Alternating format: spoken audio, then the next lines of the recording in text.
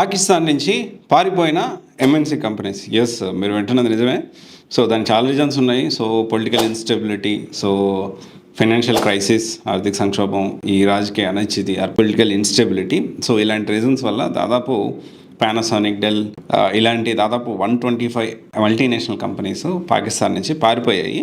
అయితే ఇలా ఇండియాలో నుంచి పారిపోతాయా? సో ఇక్కడ ఆ ప్రాబ్లం లేదులే. ఎందుకు అంటే సాఫ్ట్వేర్ కంపెనీస్కి చాలా బాగా బెనిఫిట్స్ అనేది ప్రొవైడ్ చేస్తారు.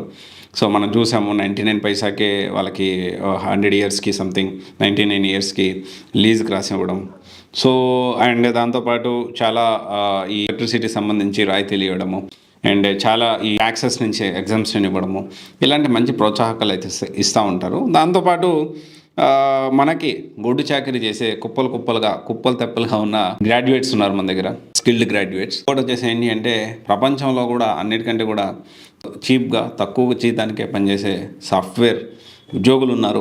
సో అంటే అందరూ కాదు, సో కొంతమంది. సో ఇక్కడ మనం అర్థం చేసుకోవాల్సిన విషయం ఏంటంటే మనకి ఇలాంటి ప్రాబ్లం లేదు. బట్ స్టిల్ ఒక విషయం అయితే నేను చెప్పగలుగుతాను, కరెక్ట్ స్కిల్ ఉన్నవాడిని ఎవడు ఆపలేడు. సో ఖచ్చితంగా మంచి ప్యాకేజెస్ తెచ్చుకుంటాడు, మంచి ఫ్యూచర్ ఉంటుంది. అండ్ అఫ్ కోర్స్ ఇప్పుడు ప్రాబ్లం వల్ల ఎవరికి వస్తుంది తెలుసా? బాగా చదివేవాడికి ప్రాబ్లం లేదు, కొంచెం బాగా హైలీ టాలెంటెడ్కి ప్రాబ్లం లేదు. అలాగని చెప్పి అసలు టాలెంట్ లేనోడు ఓకే ఇది నా వల్ల కావట్లేదని ఇంకోటి ఏదో చూసుకుంటాడు. ఇక్కడ ప్రాబ్లం వల్ల మధ్యలో నలిపేదే వల్ల యావరేజ్, అంటే అటు హైలీ టాలెంటెడ్ కాదు, అలాగని పూర్తిగా వీళ్ళని తీసేయడానికి లేదు. ఇలాంటి వాళ్ళు ఎక్కువగా ఇబ్బంది పడుతూ ఉంటారు. ఇన్ఫ్యాక్ట్ ఇలాంటి వాళ్ళు కొంచెం ఫోకస్ చేస్తే ఖచ్చితంగా వీళ్ళు కూడా మంచి స్కిల్ అని నేర్చుకొని మంచి జీతం అయితే తెచ్చుకోగలుగుతారు. సో ఇదైతే చూడండి, పాకిస్తాన్ నుంచి పారిపోయిన ఎంఎన్సీ కంపెనీస్. Thank you.